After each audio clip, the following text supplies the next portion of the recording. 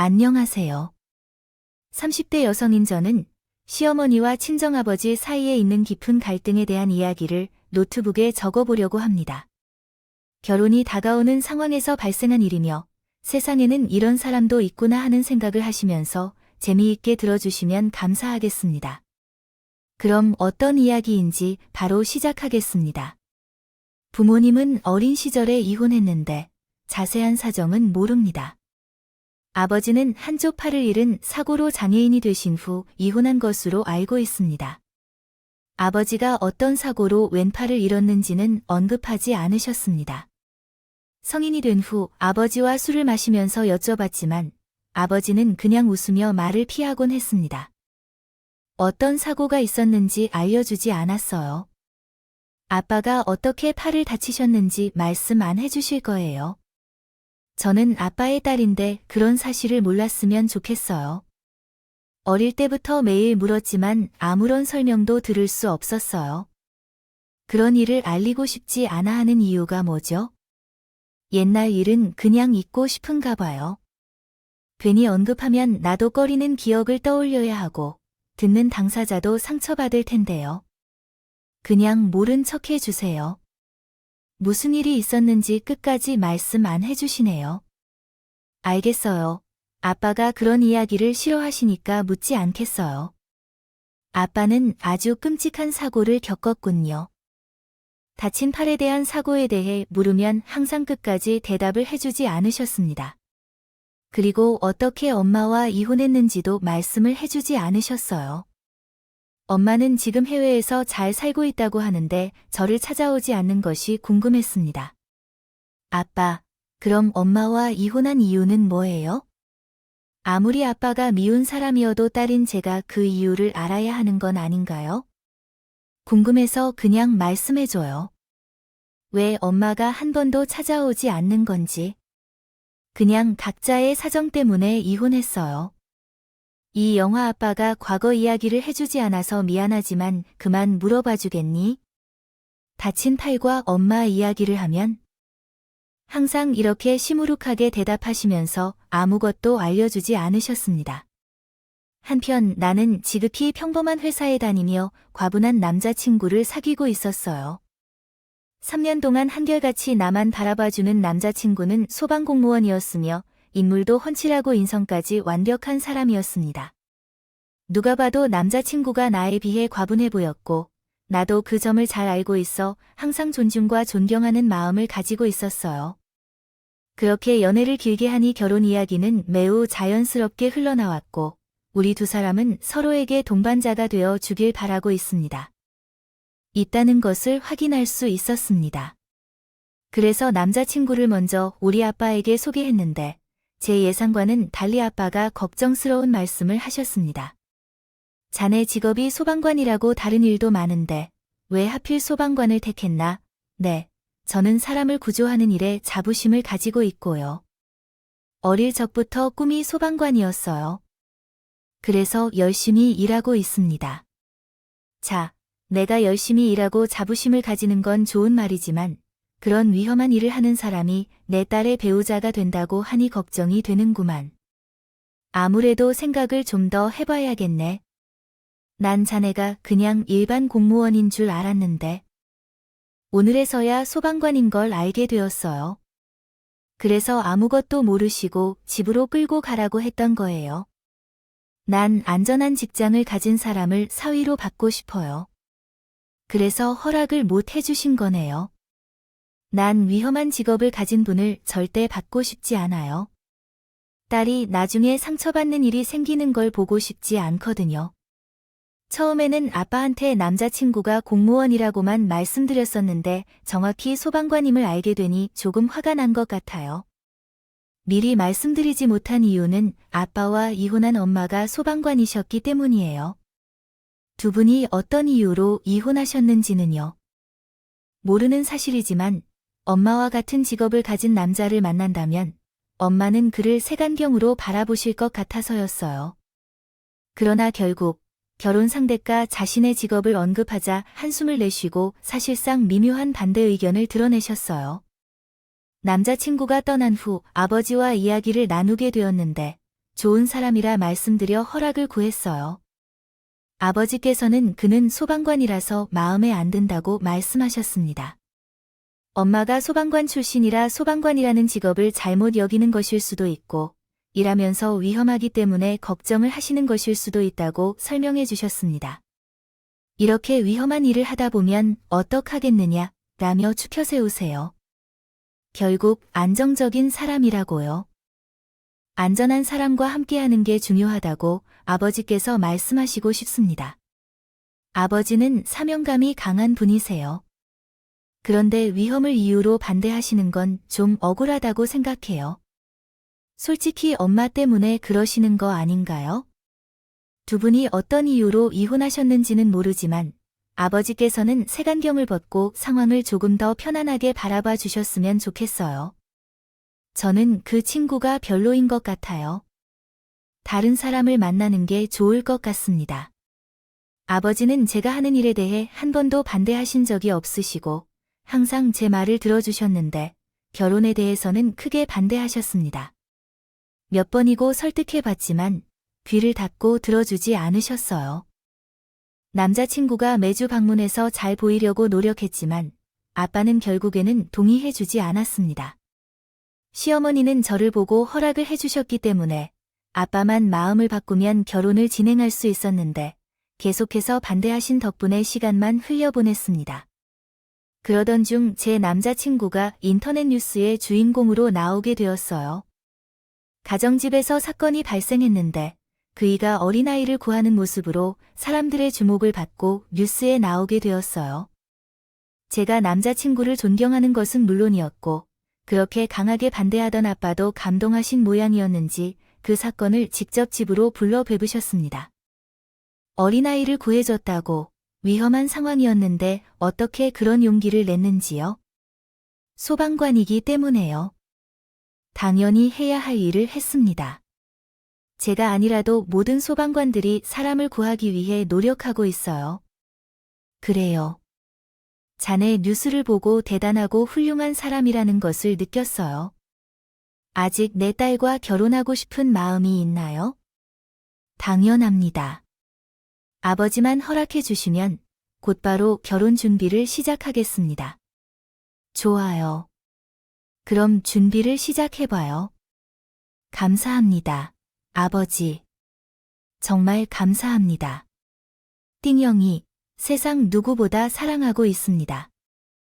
행복하게 해드리겠습니다.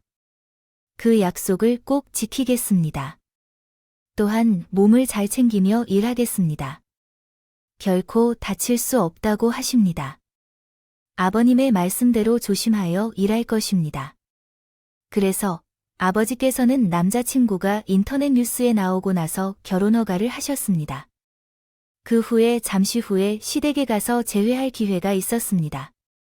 이 사이에도 저희 아버지가 반대를 하셨지만 계속해서 두 사람을 지지하시고 응원해 주셨기에 감사 인사를 전하러 찾아뵙겠습니다.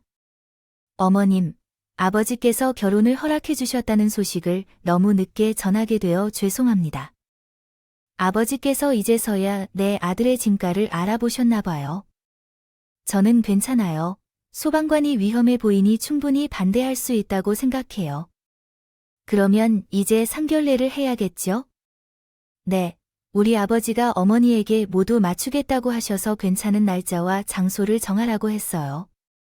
저는 집에서만 놀고 있는 사람이라 너희들이 시간을 정해주면 돼요. 상견례니까 그냥 밥 한 끼를 먹고 몇 마디 결혼 이야기만 하면 되겠죠. 저는 그냥 빨리 결혼해서 잘 살고 싶네요. 그래서 일주일 후에 시어머니와 아버지를 한자리에 모셨어요. 남자친구와 저, 그리고 시어머니가 들뜬 모습으로 있었습니다.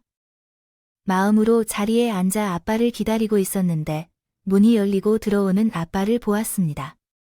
아빠 오셨어요. 볼일 다 보고 오신 거예요. 갑자기 일이 생겨서 해결하느라 좀 늦으셨다고 해요. 그러자 아이고 말씀하면서 사과했습니다. 처음 뵙겠습니다. 아빠가 허리를 숙이며 인사할 때 시어머니도 고개를 숙였다가 세웠습니다. 그런데 시어머니의 표정이 급속도로 굳어지는 걸 느꼈습니다. 아빠의 왼팔이 없는 걸 보시고 그런 거죠? 아니요. 사돈 노름이 왼팔이 어떻게 된 건가요? 된 거예요. 설마 팔이 하나 없으신 거라고요? 깜짝 놀랐네요. 그 아이들이 말하지 않았나 봤더니요. 제가 젊은 시절 사고를 당해서 이렇게 됐습니다. 불편할 정도로 보기 싫네요. 이런 팔이 없는 장애인이 제 아들을 판다 하신 거예요? 저는 대단한 인물인 줄 알고 기대했는데 어이가 없네요. 그동안 봐왔던 시어머니의 모습과는 전혀 달라서 저 또한 크게 놀랄 말을 잃었습니다. 아빠는 침착하게 억지 웃음을 짓으며 자리에 앉으셨습니다. 사돈이 사고 때문에 발을 잃었습니다. 너그럽게 이해해 주세요. 아니요, 저는 이런 팔 없는 사돈을 보고 싶지 않습니다. 난 기철이라는 사람이 말만 듣고 엄청 대단한 줄 알았더니 사지가 멀쩡하지 않은 인간이 나왔네요. 그렇게 비관적으로 사돈을 보지 말고 됐어요. 할 말이 없으니까 그만 말하고 일어나요. 결혼 없이 하겠습니다. 기철이 내따라 올라서 시어머니가 짧은 시간 안에 막말을 하시고 자리에서 일어나는 바람에 놀란 나는 아무것도 할 수 없었어요. 예비 남편은 시어머니에게 왜 그런 말을 하냐며 화를 내고 아버지께 죄송하다고 머리를 숙인 뒤 시어머니를 따라 나갔어요. 아버지와 나는 식당 룸에 둘만 남게 되었습니다. 됐다. 우리 두 사람은 나란히 앉아 대화를 나눴다. 미안해. 아버지가 발 없는 인간이라고 할 필요는 없었는데.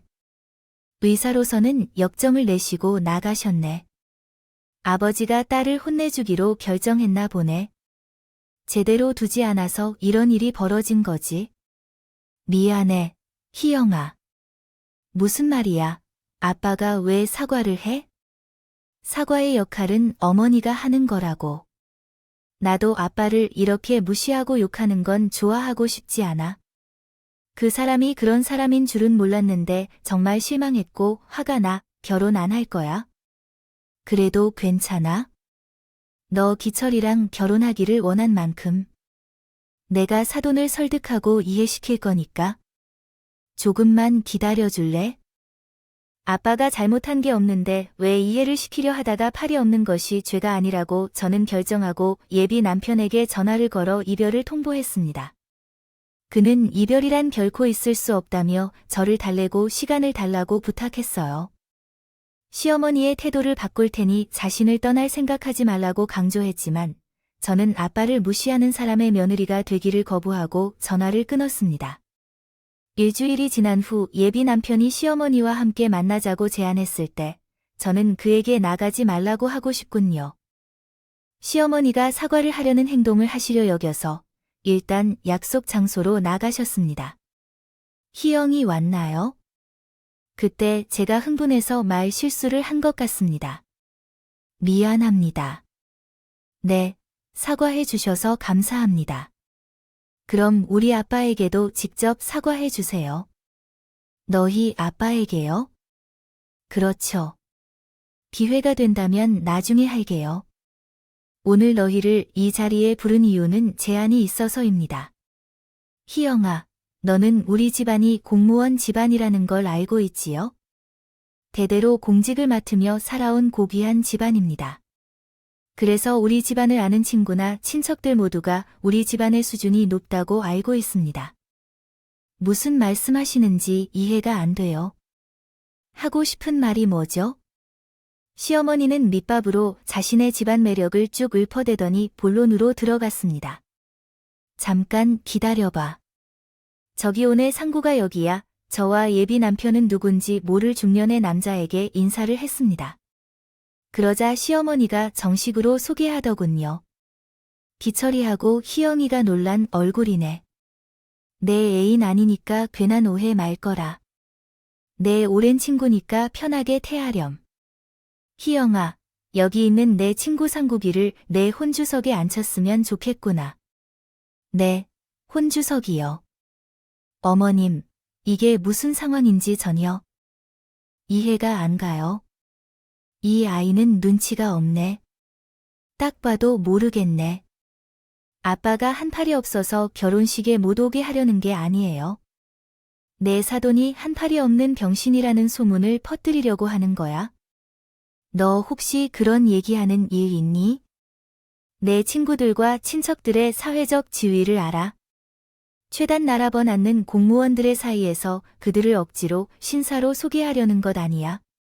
너도 이해해봐. 결혼 조건은 내 친구를 내 아빠 대신 신랑 자리에 앉히는 거야. 너도 혹시 논의 있으면 생각해봐. 이렇게 훤칠한 어른의 손을 잡고 신부 역할을 맡긴다면 어떨 것 같아? 병신에 비하면 100배인 것 같아요. 10,000배는 낫다고 생각합니다. 어머니, 아무래도 잘못 온 것 같아요. 저, 어머님 아들과 결혼하지 않을 거예요. 그리고 말끝마다 우리 아빠를 병신이라고 하시는데 정말 불편합니다. 한번 그런 말을 하면 가만두지 않을 겁니다. 아니, 이제 볼 일 없으니 그런 말은 안 하셨으면 좋겠어요. 전 이만 살겠습니다. 잘난 아들을 잘 보내세요. 지금 뭐 해요? 너도 속으로는 내 아버지 부끄러워하는 거 맞죠? 그래서 상견례 전까지 팔 하나 없는 장애인이라는 소리를 아낀 거 아니에요. 팔 하나 없는 게 큰 일인 줄 몰라서 말씀하지 않았습니다. 그리고 지금까지 그렇게 하는 것이 굉장히 불쾌합니다. 내가 말할 수 있는 것은 여기까지입니다.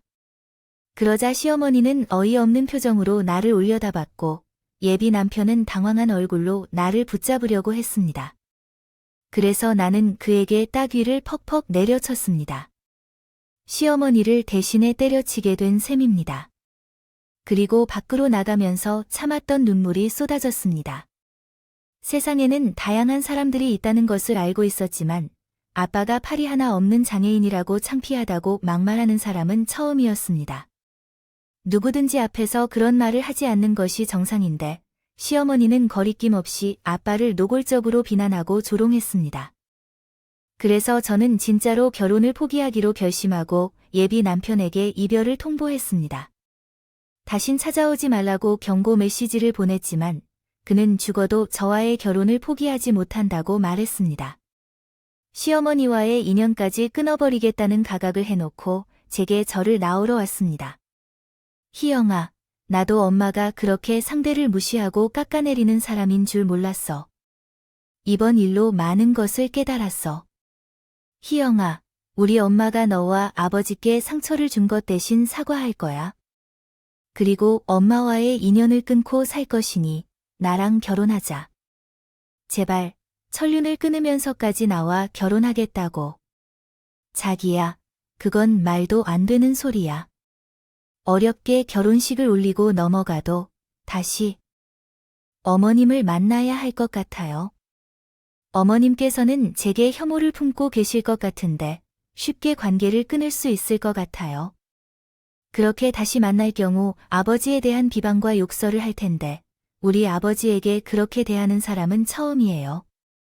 저는 마음을 정했으니 제발 정리하고 헤어지세요. 아니, 전 결코 헤어지지 못할 거예요. 엄마를 다시 만날 생각은 없어요. 진심이에요. 이미 나왔어요.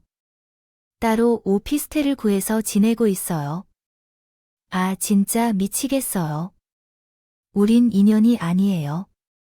그냥 헤어지고 각자 다른 사람을 만나는 게 좋겠어요. 마음이 바뀌지 않는다고 하지만 예비 남편이 진짜로 시어머니와 인연을 끊고 나와 결혼을 강하게 주장했습니다. 친정 아버지에게도 시어머니와 다시 만나지 않겠다고 하니 자신만 믿고 결혼시켜주세요 라며 고집을 부렸습니다.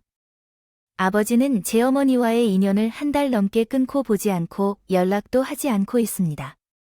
제 마음은 결코 변하지 않을 것이니 희영이를 저에게 주십시오. 나만을 위해 여러 사람이 피해를 보는 것 같아서 답답하고 미안하며 괴로워 죽겠습니다. 아이의 부모인 나와 2년 동안 대화를 하며 결혼하겠다고 허락할 줄 알았는데 그건 일어날 수 없는 일이라고 생각합니다. 어머니가 성에 차는 사진이 멀쩡한 장인이 있는 여자를 찾아보기에 아버지는 예상대로 그 일을 반대하여 쫓아냈습니다. 사실 내 마음은 기철 씨와 결혼하고 싶었지만 시어머니 한 사람 때문에 모든 것을 포기한 것이죠. 내가 원하는 그 이에게는 미안하지만 본심이 아닌 냉철함으로 그 관계를 끊으려고 했습니다. 그러나 잠시 후에 시어머니가 홀로 우리 집을 찾아왔습니다. 그의 몰래 온 것 같았어요. 그가 무슨 이야기를 하는지 들어봤는데 진심 어린 사과를 하셨다고 합니다. 사돈님, 죄송합니다. 제가 무식해서 감히 사돈님께 큰 결례를 저질렀습니다. 정말 부끄럽습니다. 어떻게 그런 막말을 했는지 제 자신도 믿어지지 않을 지경입니다. 사돈, 지난 일은 너그럽게 용서해 주세요. 이렇게 부탁드릴게요. 우리 애들 결혼시키죠. 제가 모두 잘못했고 사과드릴 테니 부디 사과를 받아주세요. 좀 놀랍긴 하지만 어떤 마음인지 알겠습니다. 아니요. 저를 용서해주고 결혼시켜주시는 말씀해주셔야 일어날 겁니다. 사돈, 저를 한 번만 용서해주세요. 알았어요. 사과 받겠습니다. 용서를 드릴게요. 그러니까 얼른 일어나세요, 사도. 그러자 시어머니는 꿇고 있던 무릎을 세우더니 저에게도 사과하셨어요. 희영아, 내가 너희 아버지를 조롱했던 모든 말들은 잘못했다. 내가 귀신이 씁쓸해진 것 같아 미친 소리를 많이 했었구나. 진심으로 미안하다. 새아가 이미가 무식하고 멍청해서 큰 실수를 했으니 마음이 넓은 내가 이해해 주시면 안 되겠니? 어머님이 이렇게까지 사과하시는데 어떻게 이해 못하겠어요? 알겠어요. 어머님 다 용서해 드릴게요. 그리고 기철 씨랑도 결혼하겠습니다. 저도 그 일을 여전히 사랑하고 있으니까요. 그러자 아빠는 그렇게 사랑하면서 그동안 어떻게 견뎠느냐며 등을 토닥이셨고 미안하다는 말씀을 끊임없이 하셨다. 어쩌면 시어머니께서 제 사과를 통해 다시 예비 남편분과 만나게 되었어요. 우리 두 사람은 눈물로 화해를 하고 결혼을 준비하기 시작했습니다. 우리는 웨딩 플래너를 고용하여 아주 신속하고 완벽하게 준비했어요. 결혼 날짜가 결정되고 청첩장까지 모두 보내고 예식이 일주일 앞으로 다가왔습니다. 저와 예비 남편은 조금이라도 멋지고 예쁘게 보이기 위해 다이어트를 하며 노력했고 아버지께서도 피부 관리를 하시기 위해 집에서 마스크팩을 하셨다고 했습니다. 아버지께서 지금 마스크팩을 하시는 건가요? 이렇게 큰 행사가 다가오다 보니 관리를 하시는 것 같네요. 그렇죠. 제 딸의 빛나는 미모에 버금가려면 제가 더 노력해야 할 것 같아요. 새로운 식구로서 모두의 눈길이 내게로 오게 될 텐데요. 아버지의 이런 귀여운 모습이 있네요. 그래요. 예뻐 관리해야겠어요. 그런데 아버지는 아무도 오지 않을 것 같아요. 제가 연락을 끊고 살다 보니 쉽게 초대를 못하겠어요. 그런데 이해해 줄 수 있죠? 당연하죠. 하객이 중요한가요? 우리가 행복하게 결혼식을 올리면 되는 거니까. 시어머니도 다 아시니까 괜히 눈치 보고 그러지 마세요. 녀석, 고맙다. 이해해 줘서. 그리고 결혼을 앞둔 모처럼 부녀가 다정하게 웃으며 대화도 나누면서 지냈어요. 결혼식 날이 다가오고 있어요. 새벽처럼 일어나서 아빠와 쇼핑을 준비하고 있었죠. 초인종이 울리자마자 남편이 데리러 온 건가 싶어 문을 열었더니 시어머니가 오셨습니다. 어머, 어머님, 새벽부터 무슨 일로 오셨어요? 희영아, 그 아무래도 사돈이랑 같이 쇼핑에 가는 게 좋을 것 같아서 찾아왔어. 너와 기철이는 강남 쇼핑몰로 가고 나와 사돈은 다른 데로 갈 거야. 내가 아는 친구가 운영하는 곳인데 우리와 같은 연령대의 사람들을 아주 예쁘게 잘 꾸며주는 곳이라고. 청장도 거기 가면 최고급 제품들로 진열되어 있어. 비용은 내가 부담할 테니까 모시고 가도 될까? 아빠를 신경 써 주시다니 너무 감사해요. 우선 들어오세요. 아빠는 화장실에 있습니다. 계시다면 들어오실 때 모시고 가세요, 어머님. 그래서 화장실에서 나오신 아빠는 시어머니를 보고 반갑게 인사하셨습니다. 아이고, 어떤 사연으로 오셨나요? 잘 주무셨어요. 긴장돼서 잠이 오지 않아 밤새우다시피 했어요. 여기 온 이유는 사돈어른과 같이 중년 메이크업 샵에 가려고 드셔서 왔다는 것입니다. 사돈어른이 퇴짜를 띄우셔서 양복을 입는다고 하셨고요. 제 양복이 마음에 들어서 따로 입을 옷을 준비하지 않았습니다. 그러지 마시고 제가 가는 샵에 함께 가요. 거기서는 얼굴도 예쁘게 화장을 도와줄 거예요. 머리도 꾸며줘요. 아, 그리고 무엇보다도 멋들어진 옷을 빌려주는 샵이라고요. 명품을 한 번쯤 입어봐야 하지 않겠어요? 평생 한 번 있는 딸의 결혼식인데 남들 눈에도 멋지게 보이면 좋잖아요.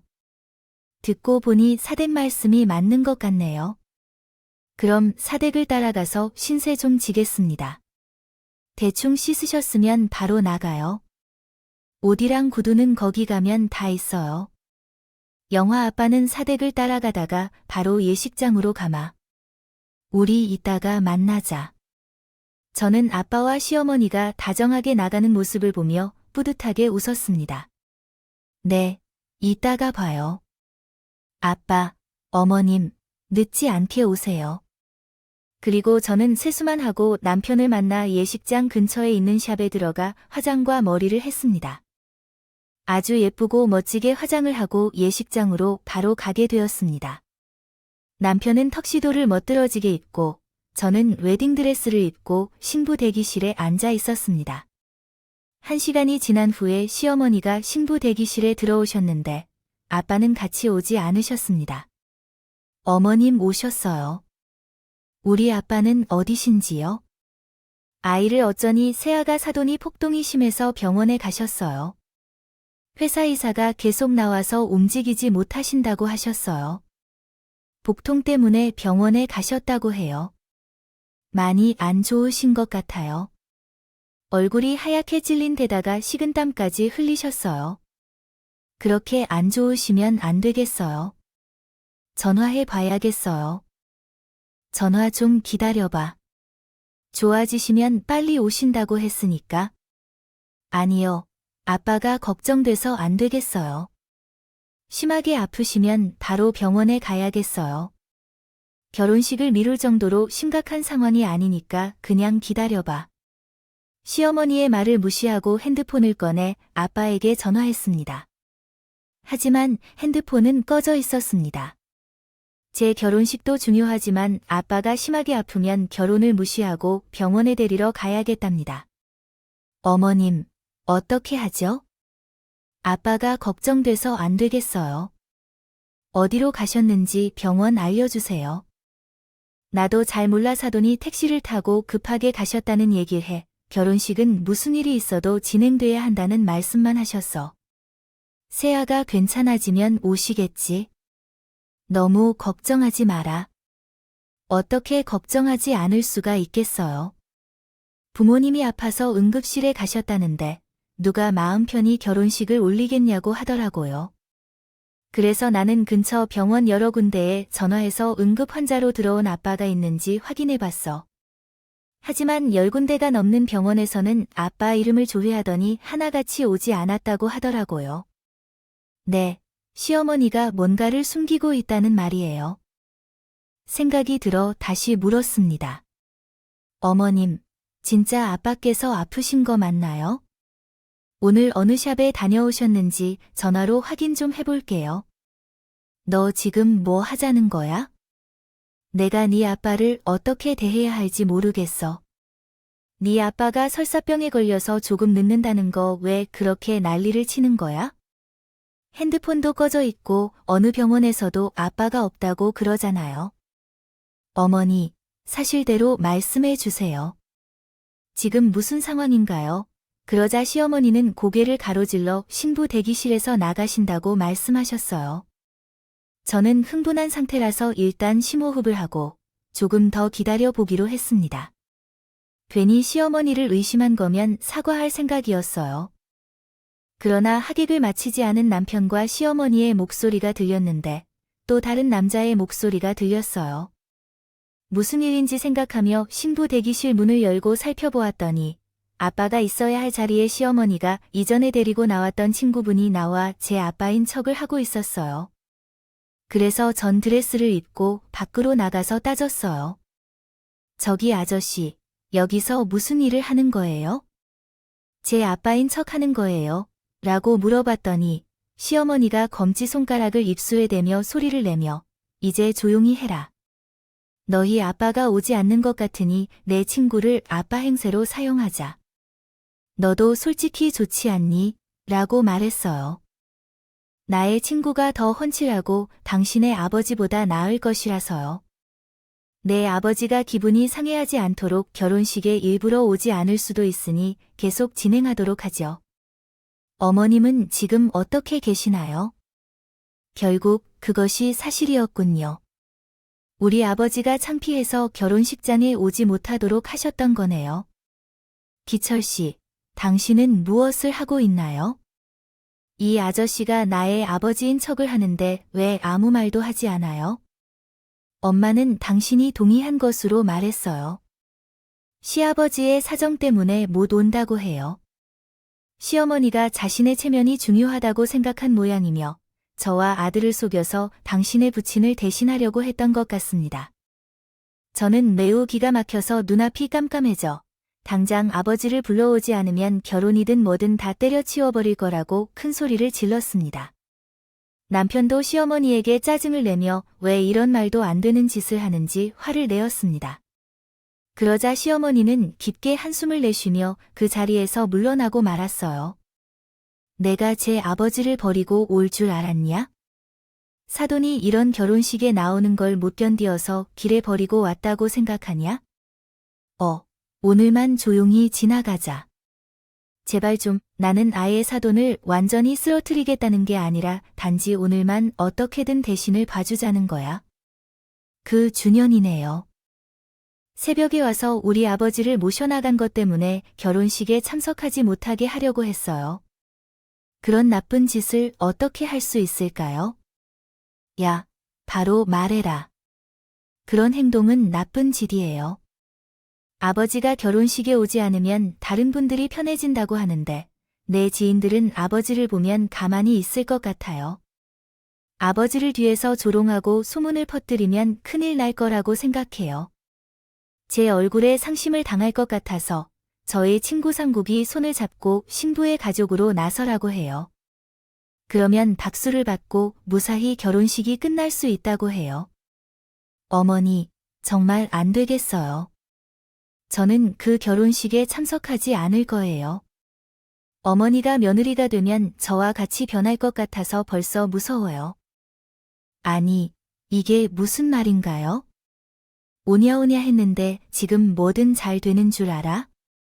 내가 내 아들 정도로 잘난 남자라고 생각했는데 만났으면 양보를 좀 해야 해. 내가 예단을 원해서 비싼 혼수를 준비하라고 했는데 고작 결혼식에 남편만 탁구 칠 만큼 하래? 저는 시어머니의 말에 분노해 주먹을 꽉 쥐었어요. 그런데 그때 계단에서 누군가 올라와서 저를 부르더군요. 이영화, 아빠 왔다. 이렇게 말이죠. 괜찮아요. 지금 시어머니에게 진실을 모두 들었어요. 그런데 왜 전화를 안 받아? 멀리까지 와서 내려놓고 가려고 했더라고요. 내가 오늘 결혼식에 참석하면 자신의 체면이 훼손된다며 말하고 있네. 그리고 내가 8병신이 짝사랑하는 사람이라는 사실이 들키면 앞으로의 삶이 우울해질 것이라고 생각하고 있는 것 같아. 정말 부끄러워할 만큼 창피스럽다고 말하더라. 그래서 오늘 결혼식에 절대 가지 말아야 한다고 말한 것 같아. 또한 버스나 택시가 없는 동네로 날 버렸다고 하고 어머니가 정말로 이해할 수 없는 사람이라고 말하고 있네. 그리고 아빠는 다친 게 없어도 설사병은 아니라고 말하는 것 같아. 설사병인 건 아내가 설사병 때문에 못 온다고 말한 것 같아. 그런 식의 말투로 이야기하고 있구나. 나는 오늘 아무것도 먹지 않아서 문제가 생길까 걱정되는 상태야. 있겠습니까? 그래서 저와 아버지가 시어머니를 살펴보았습니다. 시어머니는 미안한 기색이 하나도 보이지 않았고 오히려 화를 내며 욕설을 퍼부었습니다. 팔 없는 평신 놈이 여길 왜 와? 내가 오늘만 좀 참을 했잖아. 이 영감탱이가 눈치사도 좀 있으면 더 낫지. 내가 그렇게 멀리 가서 버리고 왔으면 여길 오지 말았어야지. 사돈이 나를 정말 싫어하시나 보군요. 이거 참 씁쓸하군요. 희영아, 너의 생각은 어떠냐?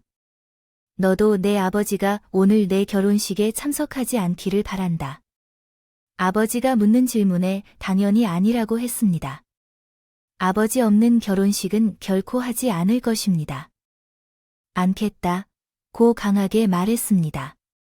그리고 나는 결혼식을 하면 안 되겠다는 것을 뼈저리게 느꼈습니다. 아빠, 나 드레스를 벗고 올게. 이 결혼 안 할래. 잘 생각했다. 나도 이런 여편네가 네 시어머니가 되는 걸 원치 않아. 기철권, 내 딸을 자네에게 줄 수 없네. 그러니까 자네, 어미가 원하는 장인이 있는 멀쩡한 사람을 찾아봐. 장인어른, 참 잠시만요. 이렇게 결혼을 하기엔 다녀. 엄마가 문제인 것 같은데 제가 잘 말해서 되겠네. 자네도 다를 거 없어. 난 희영이를 데리고 집으로 돌아갈 걸세. 장인어른, 안 됩니다. 대월에 충분히 이 문제를 해결할 수 있을 겁니다. 남편은 울먹이는 눈으로 애원했지만 저와 아버지는 이미 마음이 돌아섰고 결국 결혼식을 끝마치기로 결정했습니다. 그 순간 예식장으로 들어오던 남편의 소방관 선배들이 우르르 몰려들었어요. 다들 아버지를 보고 놀랐답니다. 아니, 어르신은 박창훈 소방관님 아니세요? 나를 아세요? 아, 역시나 맞군요 하며 인사하자 우리의 선배님이자 훌륭하고 전설적인 소방관임을 알렸습니다. 아버지를 보고 소방관이라고 하길래 저는 이게 무슨 소린가 했어요. 아버지는 현재 장애인 연금으로 생계를 유지하시고 있었고 팔을 다치기 전까지는 열쇠 수리공이셨거든요. 저는 알아들을 수 없는 이야기를 듣고 있었습니다. 의아해하는데 소방관들이 일동 차렷 자세로 거수 경례를 하더군요. 그러자 아빠는 경례를 받아주며 말문을 열었습니다. 다들 고맙다. 저는 실패한 소방관인데 이런 대우를 받으니 부끄럽군요. 선배님, 94년도 로얄 아파트 화재 사건 당시 많은 시민을 구하신 영웅이시잖아요.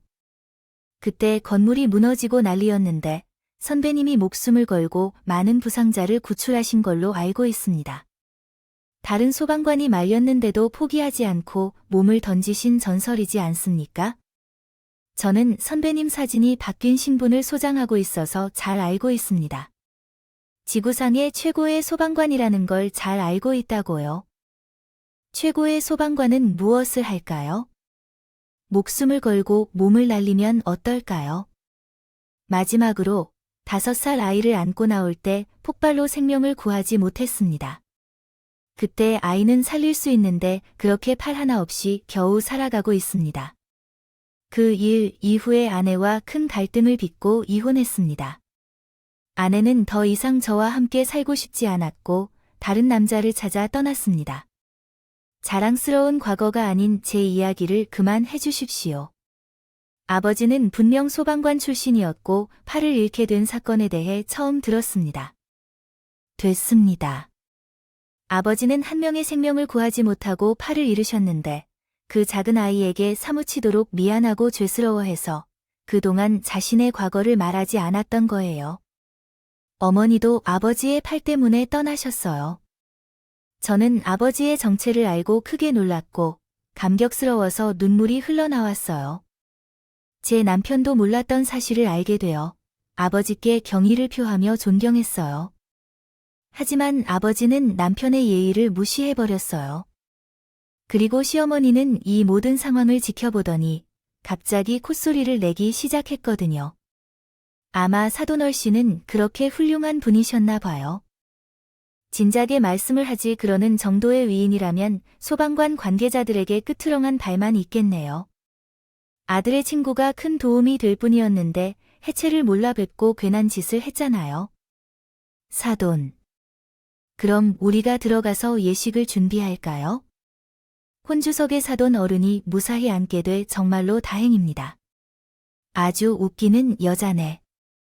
의지 그봐요 아줌마. 당신 같은 사람한테 내 딸을 며느리로 취급할 수도 있습니다. 난 결혼 반대합니다. 희영아, 어서 가자. 이 사돈 어른, 잠깐만요.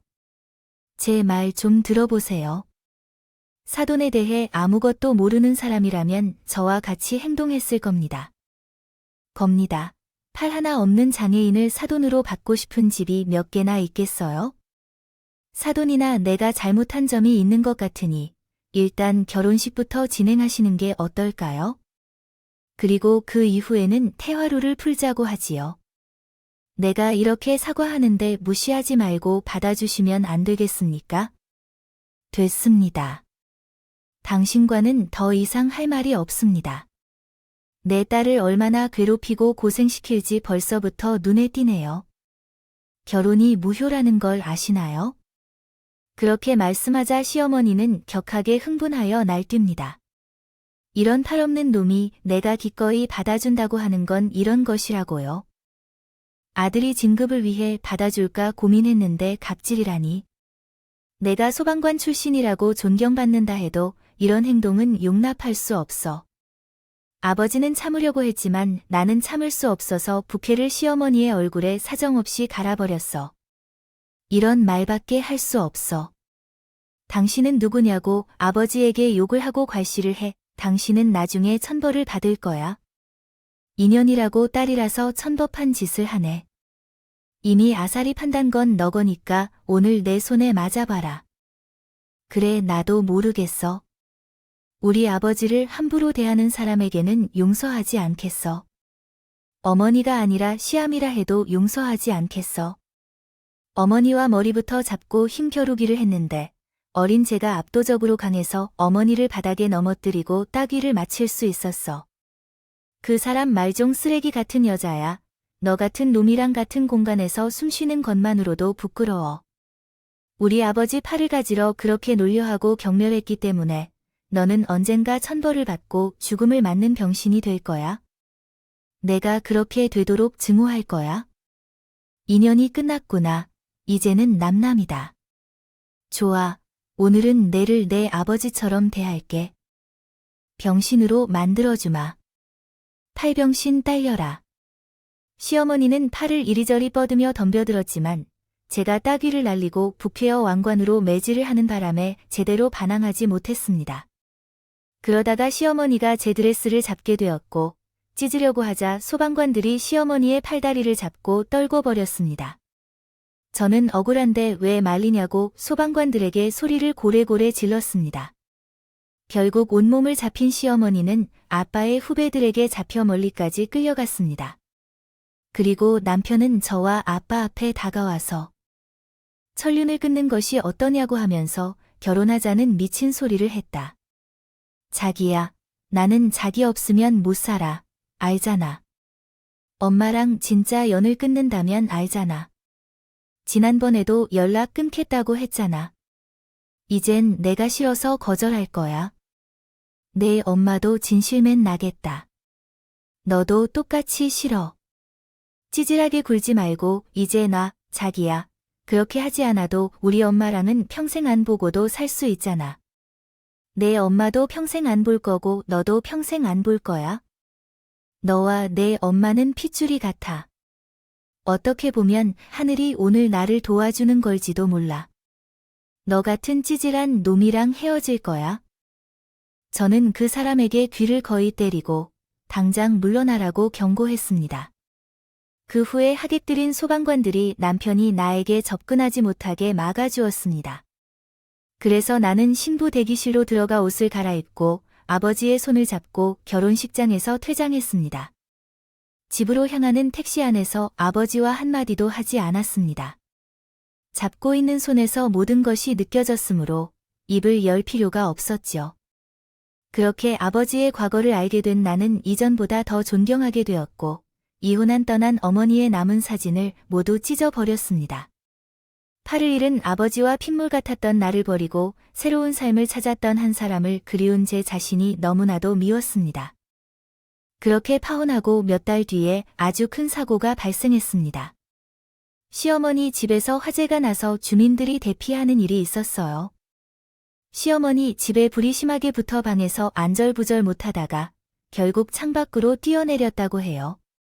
소방차가 도착하기 전에 이미 큰 불이 번져 생명이 위험한 상황이었습니다. 그렇게 5층 아파트에서 떨어진 시어머니는 척추를 크게 다쳐 수술을 받아야 했고 하반신 불구로 살게 되었습니다. 이 사고는 정말 안타까운 일이지만 아빠에게 병신이라고 막말하고 무례한 행동을 한 것을 생각해보니 속이 시원했습니다. 이게 다 그 인과응보 아니겠어요? 그래도 속으로만 시원함을 느꼈고 찾아가서 욕을 하거나 조롱하지 않았습니다. 그리고 결혼할 뻔했던 기철 씨는 시어머니의 요양 때문에 시골로 가서 근무지를 옮겼다는군요. 거기서 두 사람이 어떻게 사는지는 모르지만 잘 살길 바라지는 않습니다. 또한 사연을 쓰고 있는 현재 아빠와 저는 둘이 계속 같이 살고 있습니다. 남자를 만나고 싶은 마음이 조금도 없어 아빠와의 추억을 하나라도 더 만들려고 노력하고 있어요. 우리 아빠는 정말 자랑스럽고 멋지지 않나요? 비록 꼬마 아이를 구출하는 과정에서 폭발로 실패했지만 자신의 팔을 잃으면서까지 몸을 던진 훌륭한 사람입니다. 사람들이란 법이죠. 제가 겪은 파혼과 아버지의 과거, 그리고 시어머니의 악행 이야기까지 모두 담아서 써보았어요. 지금도 위기에 처한 사람들을 구하는 소방관들에게 박수와 응원을 보내드리며 이만 마치도록 하겠습니다. 끝까지 저희 이야기를 경청해 주셔서 감사합니다. 모두 안녕히 계십시오.